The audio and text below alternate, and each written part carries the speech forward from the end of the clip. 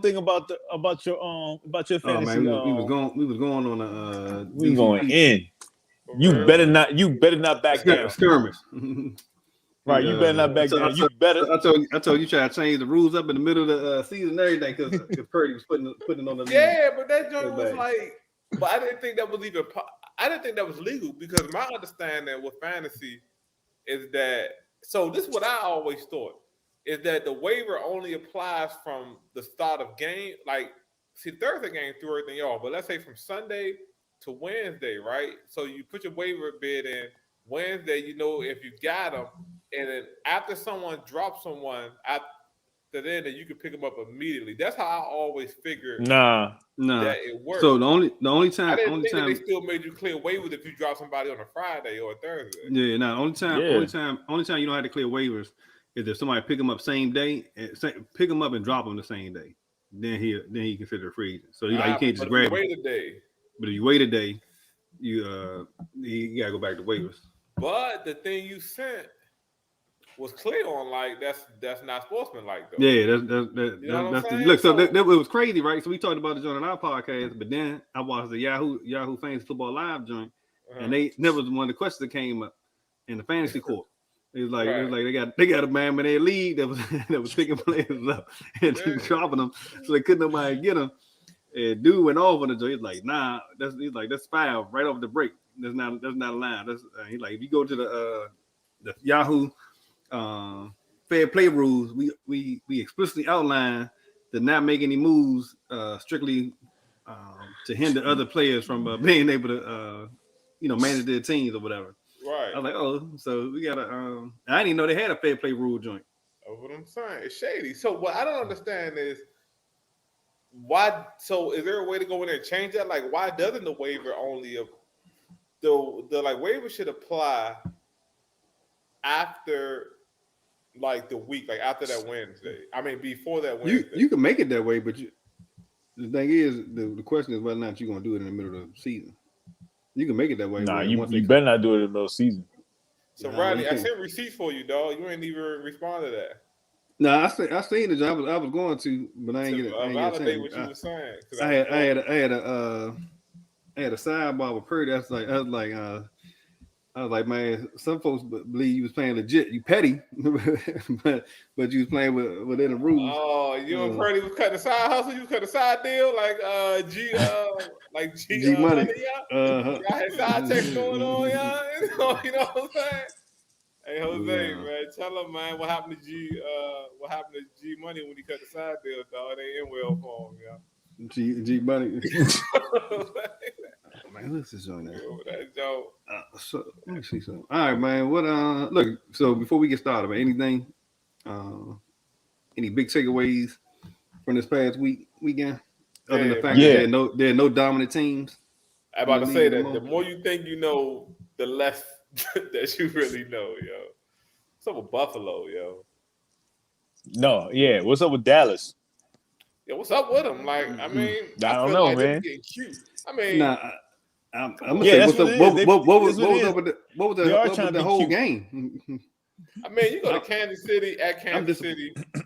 I'm disappointed in the whole and everybody. No left tackle, 2 defensive line. I mean, ends out. I ain't gonna stress that too much. You know what I mean? I mean, that is what it is. Now, if they lose on Thursday, then come talk to me.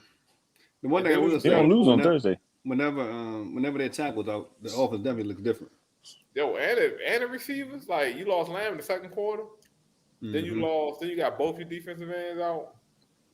Yeah, I mean, and it was 19-9 at Kansas City. Like Kansas City looks like Kansas City the last 3-4 weeks. So, But look, then they came back this week and put up a stinker. They couldn't move the ball. Yeah, that's true. I was like, come on, the biggest thing because they switched the defense.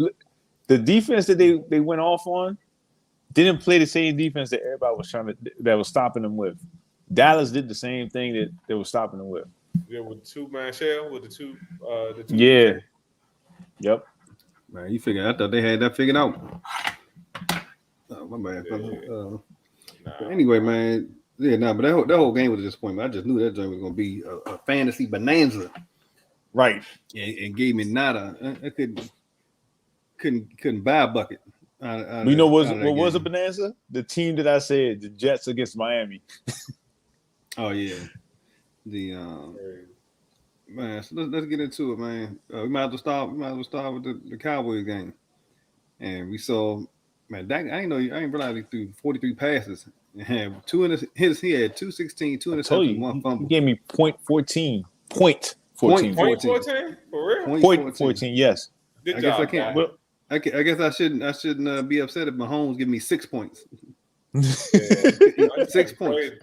Yeah, that whole game was crazy. CD left early. Gave me like, I think 3 points, 3 or 4. So like, points. but the thing is, you got Cedric Wilson, you got But they're not explosive. Schultz. Yeah, but they're not. So you don't need to be explosive, just dink and dunk. Mm-hmm. But you can't dink and dunk if you don't have anybody, if you don't have threats on the outside though. Like you can't. It's Gallup? hard to get the crossing routes and them stops. Yeah, but it ain't the same though. He come back on his first game, yo. It ain't the same. Like they didn't have anybody that could win in man coverage, so you can kind of do what you wanted to do. You know what I mean? Like Gallup and Wilson are good to play off of people, but they can't win against man. Same thing with Schultz. You know what I mean? Like they're good when you doubling 2 people on the outside or you rolling coverage or you whatever. But if you just man them, you know what I'm saying, man them up and you double somebody, you know, it's a wrap. I don't want to hear it, man. That's Dak. That's the money that y'all put in. That's the guy that you sold me on to pick up in the draft. I'm not mad. I'm not mad at none of that, Jose. I'm not mad at man. That. But I mean, it's a game, yo. He had the highest passing rate in the league before yesterday, so it's one game at Kansas City, dog. You know what I'm really upset about this game is the fact that Clyde Edwards-Helaire came back and they gave him all the touches. Yo, I was shocked. And basically immediately rendered Darrell Williams useless. Yo, he wasn't getting all the touches before he left. That's the weird thing about it. Yeah, I know. That's the crazy part. I'm like, snap, this supposed to have been the shared backfield. I was like, man, this is crazy. But Tyreek Hill once again, you can't really touch him. He's still a target monster. But Tyreek Hill, he still had it. He basically had the one. Him and Clyde Edwards-Helaire basically had the decent game considering how low scoring it was, because Clyde and half PPR ended up with 14.6, had 63 yards rushing in a TD, and Tyreek Hill, while he didn't find the end zone, still was a target monster because he had 9 receptions on 11 targets and 77 yards. Then Travis Kelce, he had 5 receptions for 74 yards. So they had, some their receivers between Hill and Kelce, had relatively decent, outputs, but nothing spectacular. But anyway, that game was definitely far from what we expected in terms of scoring output, with Kansas City winning 19-9. And like Gene mentioned, Lamb went out early in the game. There was no Amari Cooper this week as well.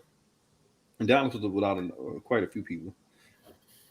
And so it definitely showed. It didn't look like the same offense, or didn't look like they were running with the same precision. Let's go to another game that had looked like the battle of the backups, and Baltimore versus Chicago, where Tyler Huntley filled in for. That was the last minute too, man. I know, because of illness, he filled in for Lamar Jackson. They say he must have had something serious because it wasn't even COVID, and they say he was in no condition to play at all. And then you had not only that, Latavius Murray came back from his injury, but still was outtouched by Devontae Freeman, 16 to 10 rushing attempts, and Devontae Freeman also had 6 targets or 6 receptions on 6 targets with 31 yards, so he had 17 points. He had a decent output. Andrews had 8 receptions, 73 yards for Baltimore, but Chicago, they're back up. Andy Dalton,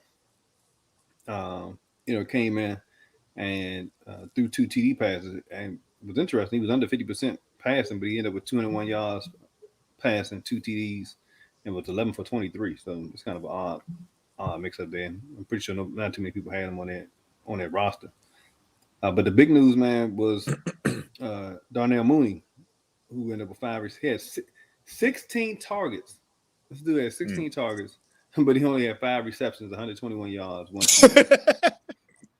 So he had basically big plays, but I didn't realize he had 16 targets. Marquise Goodwin had 8. Everything Purdy touched turned to gold in our other league. He had more. Yeah. Marquise Goodwin had 4 receptions on 8 targets with 104 yards and 1 TD as well. And so, that led to Baltimore winning 16-3, which, as you can tell, wasn't a barn burner from a scoring standpoint. I may say this game for later. Let's go to Arizona, Seattle, and where Colt McCoy actually outplayed Russell Wilson. Right, I'm not sure if it's an injury with Russell Wilson. He's still dealing with. But he didn't look good at all. He ended up with 207 yards passing, 14 to 26, and 2 rushing attempts for 2 yards. Other than Tyler Lockett getting 4 receptions for 115, there was not much to talk about with Seattle. Because Russell Wilson has this whole receiver. He you know what I mean? He has his 2 best receivers there still. You would think he looked off. He definitely looked off, man. He didn't look comfortable back there.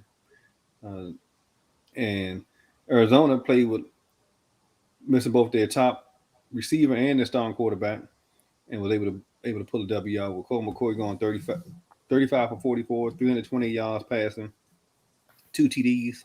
Former Washington football team, Colt McCoy, I will say that. Yeah, but he actually makes that team. I mean, with that playbook, he actually makes that team look better than the air raid. Air raid is right up his alley, Colt McCoy. Right. For real? So it definitely fits. Yeah, from back in the day when he played shotgun. He played air raid in Texas, but Randy looking like Randall Cunningham out there. I'm sorry. There you go. Look, first Zeke, now Gene.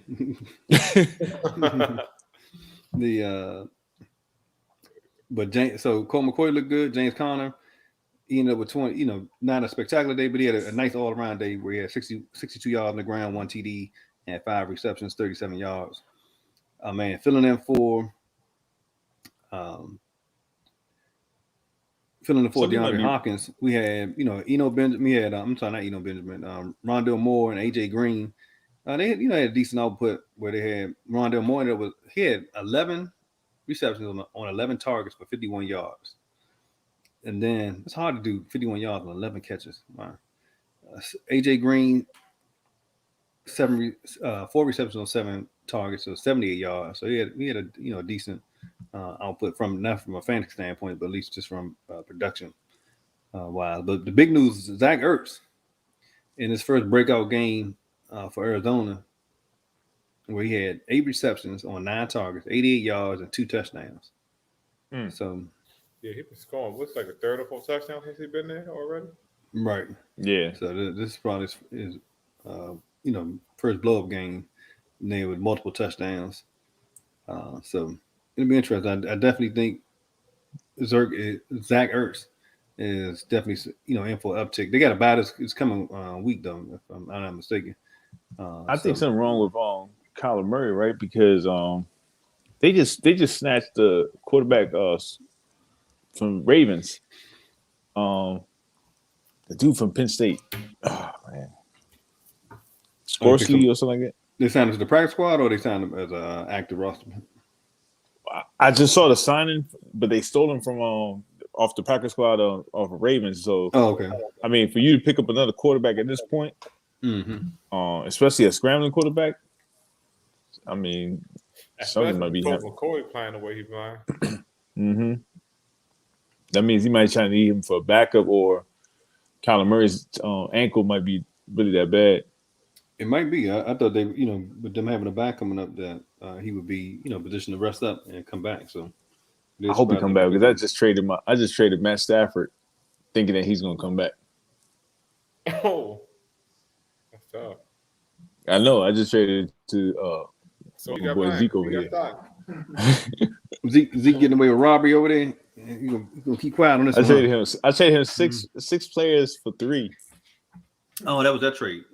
For 4, I'm sorry. Yeah. That you was telling us about. Yep. All right, so Yeah, we'll see. Zeke might have one of the Purdy runs on y'all league. Where he just run away with the lead based on that trade. All right, man. I don't think there's anything to. We got Miami, New Jersey. So that was again. You definitely mentioned that as a potential for points of plenty from a fantasy standpoint, where Miami actually defeated the New York Jets 24-17. Tua Tagovailoa was 27-33, 273, 2 TDs, 1 interception. Myles Gaskin had 89 yards rushing in a TD catch. Mm-hmm. Jalen Waddle, 8 receptions, 65 yards with a rushing TD. And even Mac Hollins had 72 yards in the tub receiving for Miami as well. And Mike Gesicki, still, one thing he didn't have was a touchdown. He had 5 receptions, 50 yards on 6 targets. But your average Joe Flacco stepped in for the New York Jets and gave him 291 passing, 2 TDs. Did have a fumble on one of his runs. Michael Carter disappointed where he only had 9 attempts for 63 yards.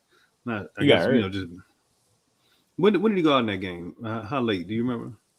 I'm not sure what time when he got out, but I know he was hurt because that's where I saw the uptick go on Elijah Moore.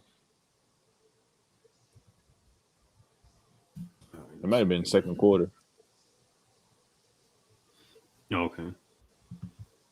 And let's see who else for New York had a fantasy impact. Then we had Crowder had 44 yards. He's still getting his targets, 1 TD. But the big thing was, Elijah Moore and his 11 targets, 8 receptions, 141 yards, and 1 TD. So I think this may be his. You buying or selling that Elijah Moore performance? We start with you, Jose. I'm buying it. I mean, they're a passing team. Their scheme kind of gets them open. They got that San Francisco type of playbook, the Green Bay type of playbook. So he has potential because I think he's the slot receiver, or he plays from the slot. He don't play from the outside, I don't believe. But they got Corey. Go ahead. Huh? Go ahead. No, go ahead. Yeah, I think I'm buying him all the way. You said they got who? Who on the outside? Corey Davis and Cole Senior, I think, and then I think I know it's Corey Davis and somebody else. Oh, Mims. Crowder plays inside. They play 4 wides. Right. Okay. So right. I mean, is he taking Crowder's touches though? Being that he didn't slot, you know what I mean? Like, yeah, he is. Crowder's a veteran possession, but Elijah Moore is the more threat. So right now, as it looks over the last, I say, it look like Gene about to pick him up or something. I'm just trying to get because the question from Rodney was, are we buying it as a new norm? And I guess that would mean what are we buying? Like, are we buying him as just being like a viable player, like a wide receiver 2 or something? To a pick, right? You know what I mean? Or are we? No, is he going to be a consistent type of player? We know Corey Davis is one on the outside. We know Jameson. I thought he was the slot. So I'm just trying to figure out, is Elijah Moore the 3rd or the 4th receiver, or is he the 2nd? 3rd. He might be the 2nd. He had 11 targets, right? Compared to yeah. Actually, last week he had the most. I mean, this week he had the most targets at 11. So with that said, I gotta say because with a team like this, anybody that comes alive is going to start to become a primary option. I think because they're searching for a playmaker. And given the carousel of quarterbacks, it seems like he'll be okay because it seems like no matter who's in there, based on negative game script alone, they're gonna have an uptick in usage. So. Definitely. Let me see. All right, man. Next up, we have on the slate this game. Detroit, Cleveland. I think we both said this, Jose, on Sunday. Just basically stay away from this game other than DeAndre Swift and Nick Chubb. Yeah. Was it turned into the DeAndre Swift and Nick Chubb show. Chubb had 22 for 130, and then also had a receiving TD touchdown. And DeAndre Swift had 14 for 136, and only had, interesting enough, right? Remember early on, the only thing he would get would be the backfield passing opportunities. This week he had 14 in the past couple weeks. He's been getting more rushing attempts and very few passes out of the backfield. So it'll be interesting to see how long DeAndre Swift can maintain this type of workload. He got that one. I will say this: he got that 136 on 14 carries. So yeah, 14 carries, 136 yards, 1 TD. Yeah, they were giving him the outside. Swift was like, he was doing a lot of off tackles, and I mean, he was getting to the outside quick. I didn't know how nice he was until I watched a little bit of his highlights. It'll be interesting to see, like I said, if he can maintain that workload. Considering that most of what he was doing before came out of as a result of the passing game, not between the tackles. So it'll be interesting to see. Right now, he's like, look, I got this backfield to myself. I'm trying to sew it up. But we also had T.J. Hawkinson, who I've been trying to hold on to and hopefully get some touchdown here and there, but it did not happen. He ended up with 6 receptions, 71 yards, as well. So good enough for eight points. He's basically been giving me 8 points for the last how many weeks. All right, man. So we got San Fran and Jacksonville. It's not much to talk about on the Jacksonville side. Trevor Lawrence was mediocre with a 158 stat line on 16 for 25 attempts. James Robinson only had 29 yards rushing, 1 TD. Jose, that James Robinson. Who was it? James Robinson and Calvin Ridley, I think it was. For right. That trade out of Indy, looking worse and worse by the week. That's about looking worse and worse by the week.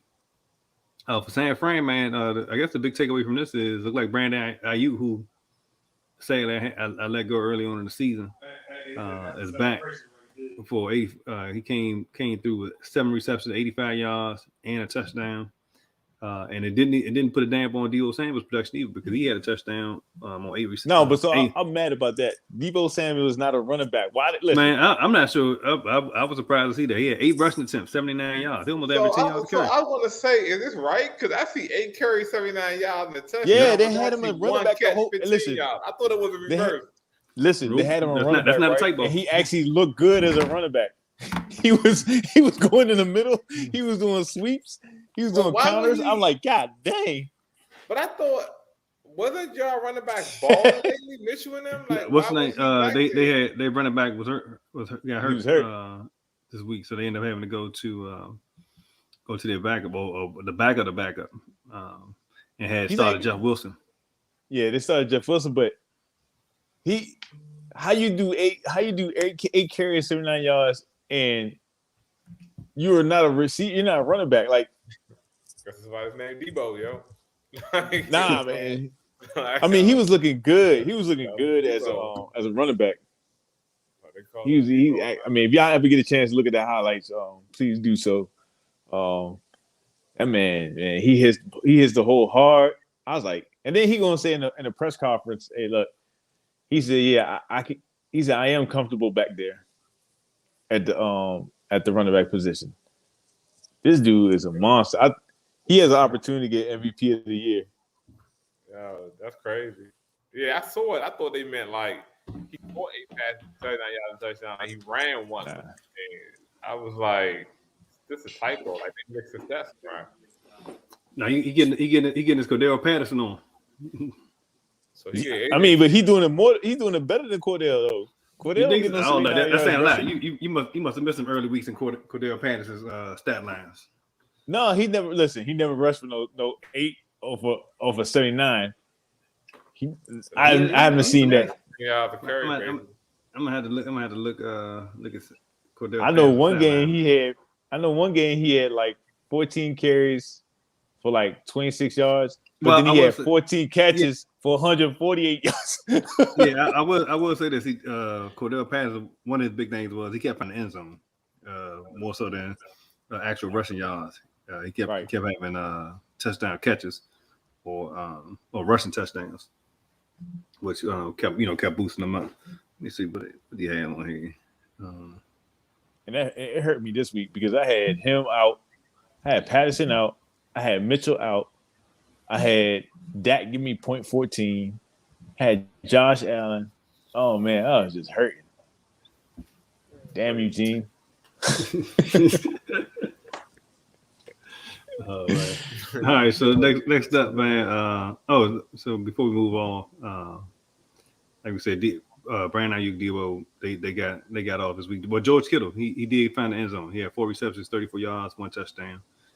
So he's definitely still, still in the top tier tight ends. Next up was, what should I say, is Houston, Tennessee. Here we go again.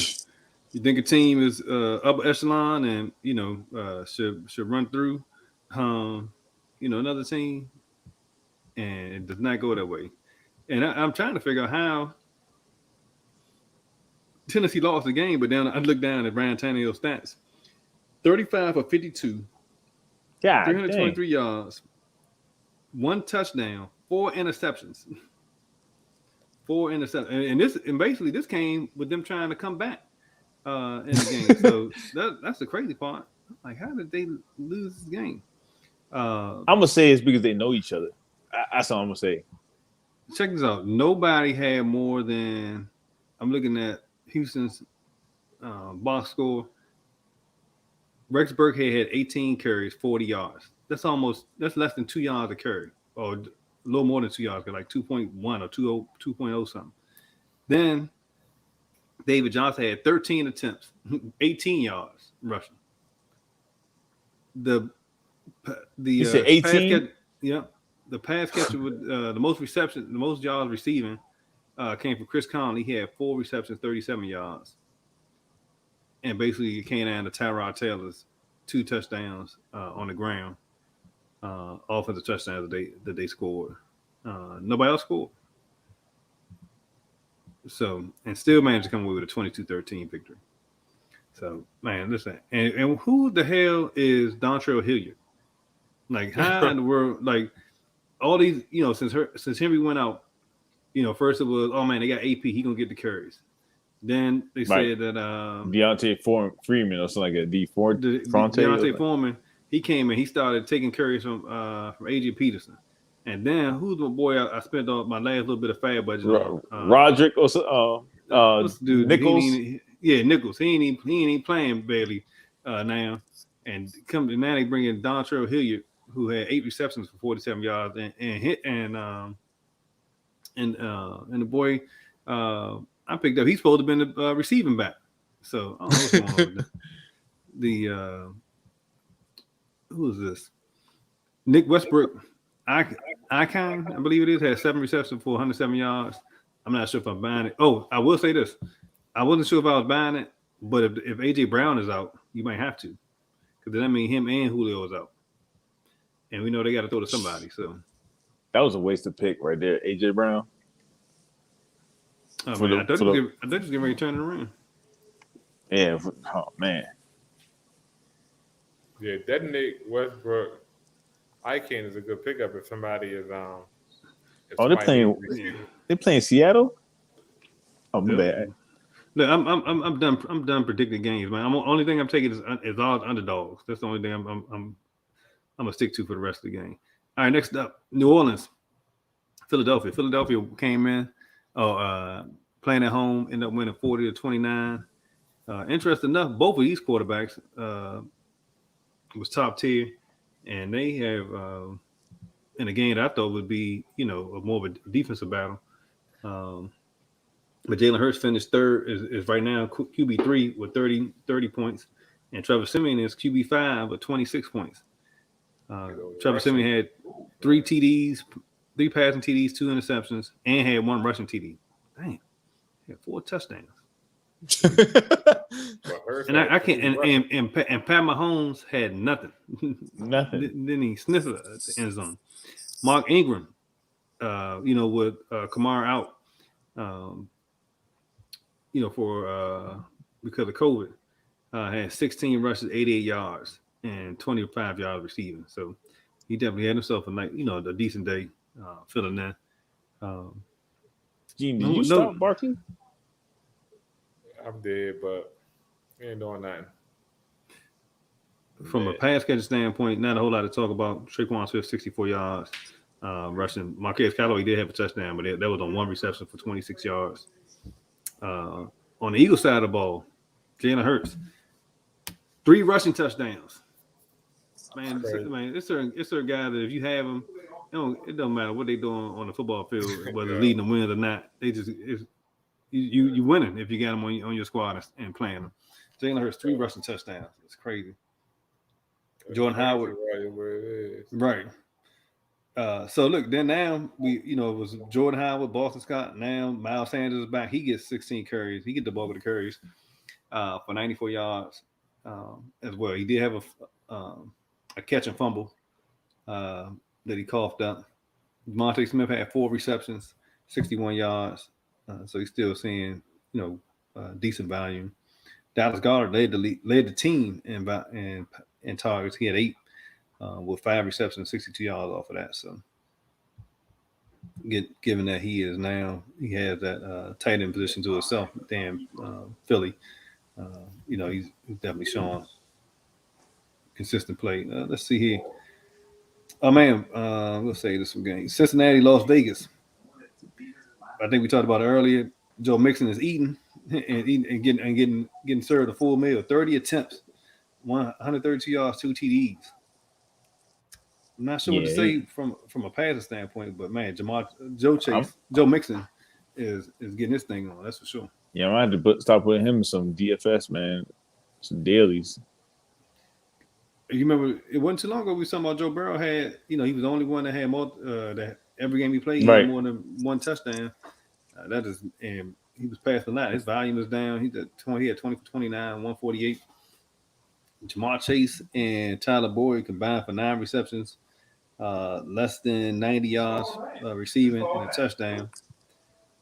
From Vegas standpoint, not much to talk about here except for the fact that Waller the baller got off this weekend with 7 receptions for 116 yards, and they still found a way to get Foster Moreau a touchdown as a tight end on his only catch. So not sure if there's much of anything else to talk about between Jacobs and Drake at this point in time. But Vegas they didn't do much. But since his defense actually, plays a pretty good run defense. This game, Pittsburgh versus the Chargers, Los Angeles Chargers. I didn't think this would be a high-scoring game because, Herbert has been struggling a bit with the San Diego offense, and we know Pittsburgh has not been accumulating a lot of points this season, especially with the play of Ben Roethlisberger. But he came out 273, 3 touchdowns. Najee Harris, for him, it's a pedestrian day, but he still, found a way to get 12 rushes, 5 receptions, and total more than 6. He was right at 59 yards total when he did get a rushing touchdown. Deontay Johnson, 7 for 101 and 1 TD. Chase Claypool, 5 receptions, 93 yards. So from a receiving standpoint, both of those guys produce. Eric Ebron and Pat Freiermuth, I can say that easily, both had a touchdown catch. So let's see.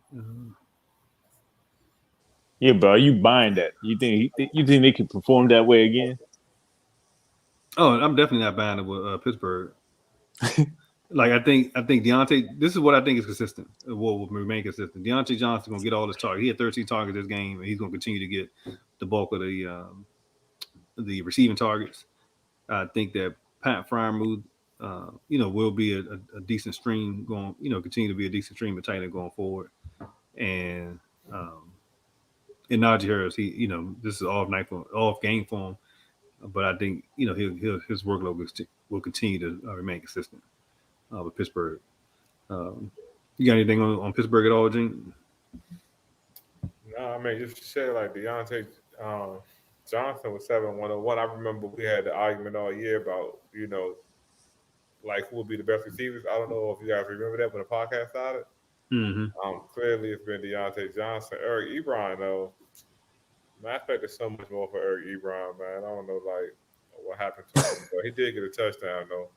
He did get a touchdown, but yeah, Pittsburgh offense, man. I don't really think he touched anybody at this point. Like they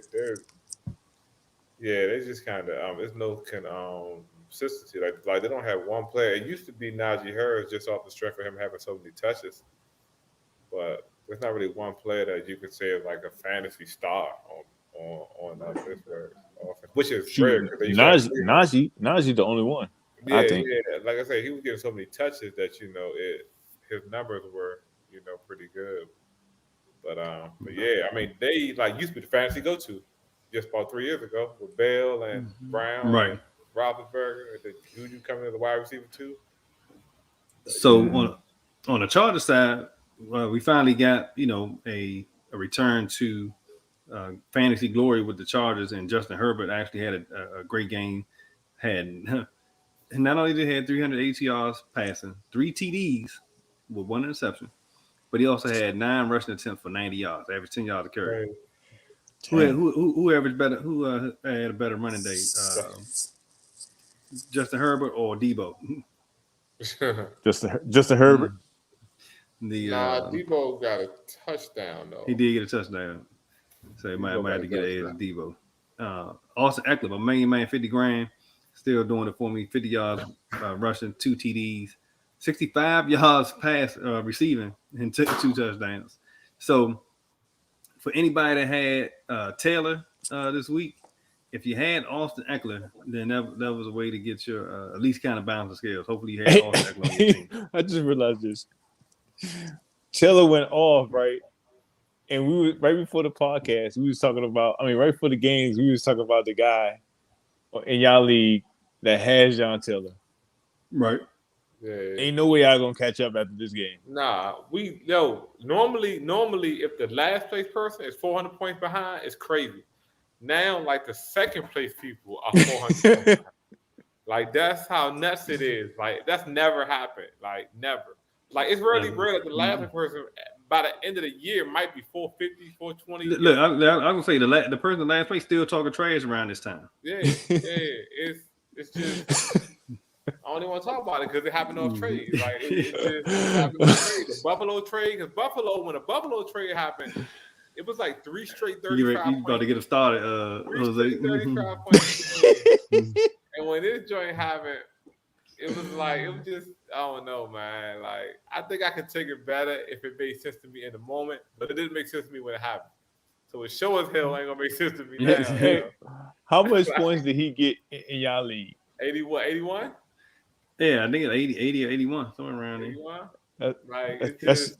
He matched some people's total. He could have benched his whole squad except for John Taylor. Yo, and still had to maintain a nice lead. Now, mind you, I'm in second or third, maybe third. I might be second after night, but it's crazy because those 2 trades, right? The people who made the trade, we would have such a competitive league right now if those 2 trades weren't made, yo. Like the guy in first would probably be somewhere around 3rd or 4th.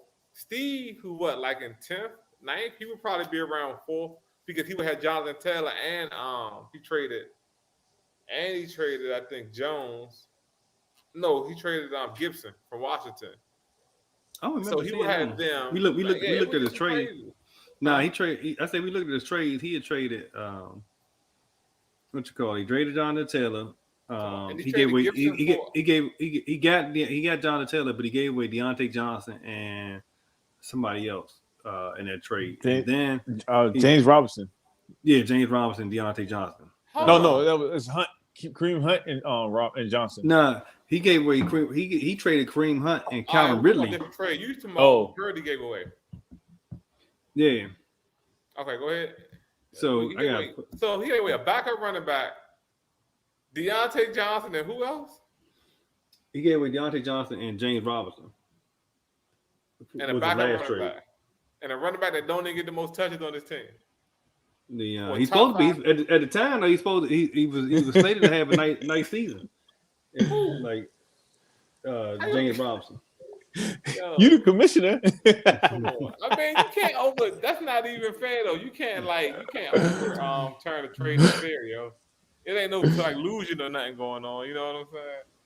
Listen, it's supposed to be that the league's supposed to step in if they see that trade and they want to deny it, they can just deny it. Look, I told you it happened so early. Like things could play out. I know people like.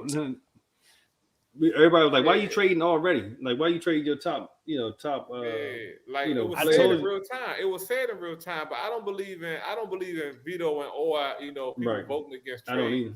Well, unless it's like super lame, but I rarely ever vote against a trade. But I vote against the trade. Jose, this how petty the dude Purdy is, right? He sent the text out talking about, man, y'all battling it out like I don't know what for second and third place.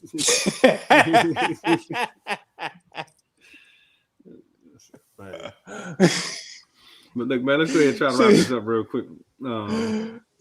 He in the league on his own.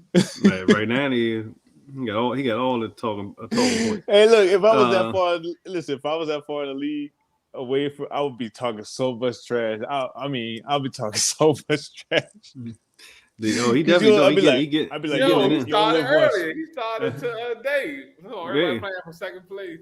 Man, I would not give it up. I record it, play it back every year. Look, so let's go ahead.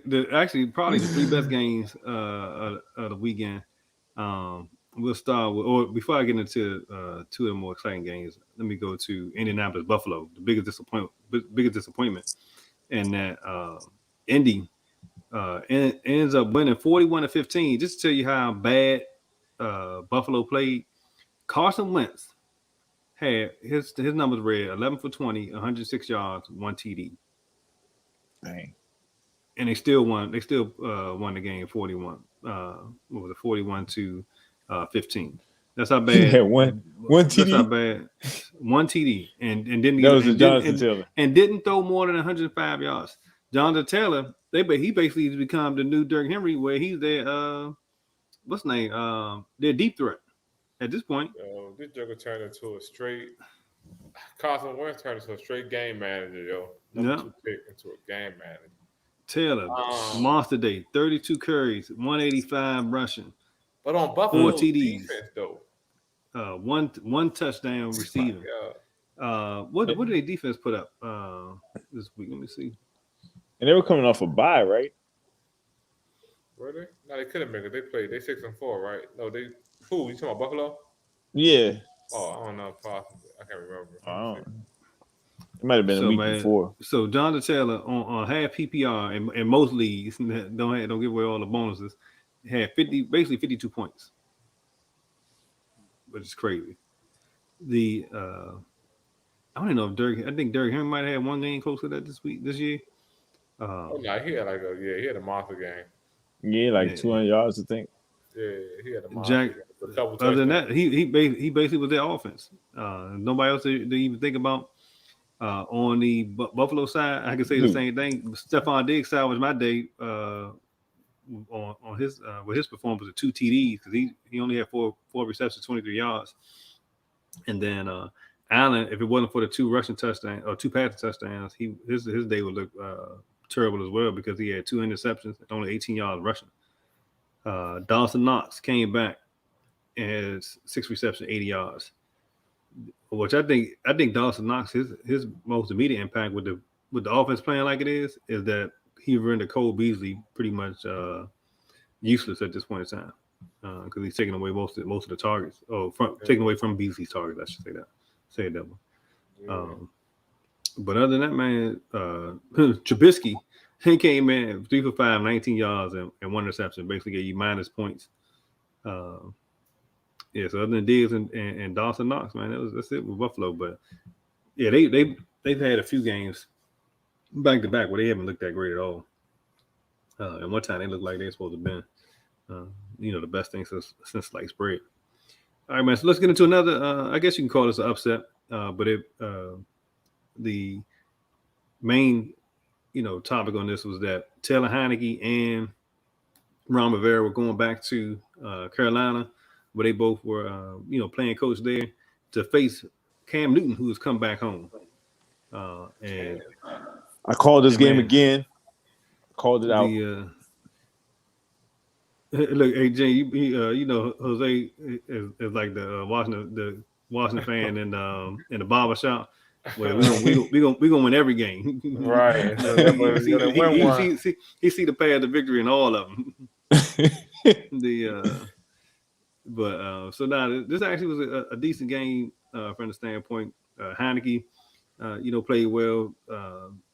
Didn't try to do too much. Had 16 for 22, 3 TDs, and Antonio Gibson, man. Well, one thing I noticed is that when Washington plays, if Antonio Gibson's getting the bulk of the carries, they're usually in the game, right, and competitive with a chance to either win or with a chance to win. 19 attempts, 95 yards, which from a fantasy standpoint isn't that great because he also had a fumble, but from a game standpoint, it boded well that he was able to get a good number of carries and be productive in that. Terry McLaurin, man, he continues to amaze me at some of the things he's able to do, considering he's not playing with an elite quarterback. He has 5 receptions, 103 yards, 1 touchdown, and it wasn't an easy matchup on this part at all. But Killer Cam, man, he came through, gave you two passing TDs, 1 rushing TD. He came in right off the break in the game. Real quick, we're like, yo, you said Killer Cam. And then you said 2. I saw Cam Sims. I'm like, because we still on Washington. I'm like, oh yeah, he gave you 2 catches.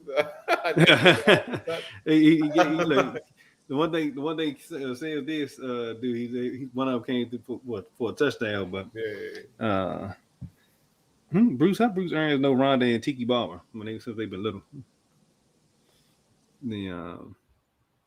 You got a picture of Bruce Arians sitting with Rondé and Tiki Barber when they were like 2 years old. For real? Did they show that on y'all on them? Yeah, it probably. I was probably looking at the screen. I didn't see that.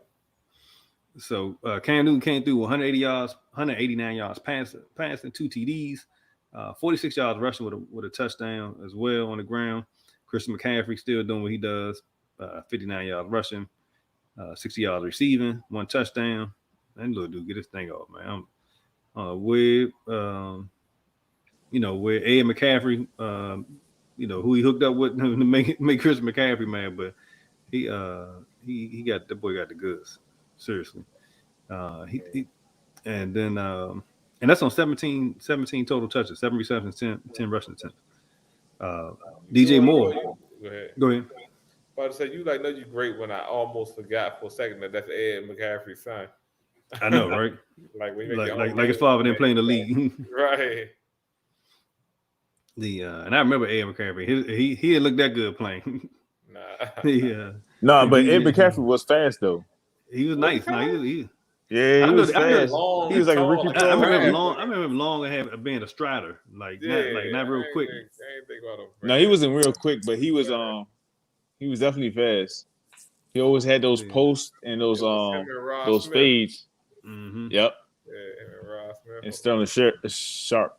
Didn't they get a couple Super Bowls, right? That was a couple Super Bowls that I think he did. So DJ Moore, he his production wasn't didn't explode with Cam back there. However, the offense looked better, and with his 5 receptions, 50 yards, which is kind of like the ceiling over the last few weeks with Poo Poo Magoo back there. I can't even think of his name at the moment, but he did get a touchdown, so that bodes well for future opportunities there. With Cam being at the helm. Anybody else that's pretty much it from a Carolina standpoint. So, but Washington football team was able to get the W. They looked good. It didn't start off great, but they were able to fight back and come away with the W. But the game of the week, man, Aaron Rodgers matched up with Kirk Cousins. Green Bay versus Minnesota. Minnesota comes away with the win. Finally, they got a close win. You're right. Instead of a last minute loss, they were able to kick a field goal to win the game. Basically, walk off field goal. After Green Bay came down to score. Where Aaron Rodgers hit Valdez Scantling for a 75-yard touchdown with 2 minutes left in the game to tie it up. So, but Minnesota was able to, march down the field, get in the field goal position, and Joseph hit the 29-yard field goal. But Aaron Rodgers, man, he had a day, 385 with 4 TDs. Also gave you another 21 yards rushing. A.J. Dillon did it both on the ground and in the air with 53 yards rushing, 44 yards receiving. Devontae Adams, once again, was doing this thing, 7 receptions, 115 yards, 2 touchdowns. Valdez Scantling, like I mentioned before, had the 75-yard bomb to tie the game up late. Also had 4 receptions on 10 targets and one with 123 yards total. You guys buying Valdez Scantling going forward? You think that's something, or you think that's I'm not buying it. If it ain't Devontae, Yeah. I'm not buying him. What about you? Hey, Jim? I'm gonna have to head out. All right, so I'm gonna see y'all later. Apologize for my exit out. Oh no, but look, I was gonna say we this is the last game anyway, so on the slate. But I don't see them being viable. I figure they're gonna win. They're gonna need a second option, but I ain't seen it all year. Yeah, it's been all Devontae Adams all year. Yeah. So just wrap it up. Kirk Cousins, 3 TDs. He didn't shy away this time. He didn't crumble under pressure. 341, 3 TDs. Dalvin Cook, 81 yards with 20 a touchdown on the ground with 29 yards receiving. Justin Jefferson once again gets busy. 8 receptions, 169 yards receiving with 2 TDs. Even Adam Thielen came in with 82 yards receiving with a touchdown. I figured he'd get a touchdown, but the fact that he had 82 yards on top of that, said that Kirk Cousins was able to, distribute the ball throughout. So, but yeah, that's it, man. Jose, you want to give your waiver pickups before we exit out? If Elijah Moore is still on your free agency, I would pick him up. DeAndre Carter from Washington, I would pick him up. He's starting to get some more consistency. And Ty Johnson, running back from Jets. Ty Johnson, running back from Jets. Oh, Ain't one jump on. Ain't he in the he didn't want to jump on tonight. He said, but you remember how we be in the dorm, man, and Zeke be talking about everybody, the whole quad would hear Zeke in the dorm. Yeah, be in the background. So that's pretty much what I got. You got any you want to throw out there, Gene, before we sign off, man? Nah, I'm good, man. I don't want to steal Jose Thunder, yo. Go over there. Nah, go ahead, validate it. Go over there with my waiver picks, man. I'm gonna say that I like Cedric Wilson, especially if if Gallup and the receivers are out. I also like Nick Westbrook Icon. I'm not sure how you say his last name. Being the only receiver that's healthy for Tennessee. So those are my two right now. Cedric Wilson and Nick Icon. Yeah, so I figure most people probably got Crowder. I'm not touching Valdez Scantling and Kendrick Bourne. I figure I know one thing. We talked about him before. The Tom Brady's getting a red zone on this current game, and Evans walks off limping. Come on, yo. For real. That's what Zeke was saying just now. Come on, a hamstring? Man. Look. Contact joint, yo. Come on. Are you serious? Oh, he pulled up lane? Hey, like hamstring or something. He pulled up lane. He got closer to the goal line. Man, and like, come get me. I need all that, yo. He caught a cramp. At least let me get a second, so he got to give up no money now. Oh, he came back here. But yeah, man, we're gonna let Jose go, man. That's why I appreciate it, fellas. I was trying to let Jose leave and Rodney went on with his own joints. I was like, damn, Jose. Nah, look, because I knew it was on the last game. So usually when somebody say, "Yeah, I go," that's like, I got 2 minutes. Wrap it up. All right, man. I was like, nah, I'm good. Trying to speed it along. Like I let it move on, and then you gotta get your music in the background next time. I was about to say that. You got him to or get that box from Dave Chappelle. Yeah, wrap it up. Right, wrap it Go up. me, wrap it up. All right, man. All right, fellas.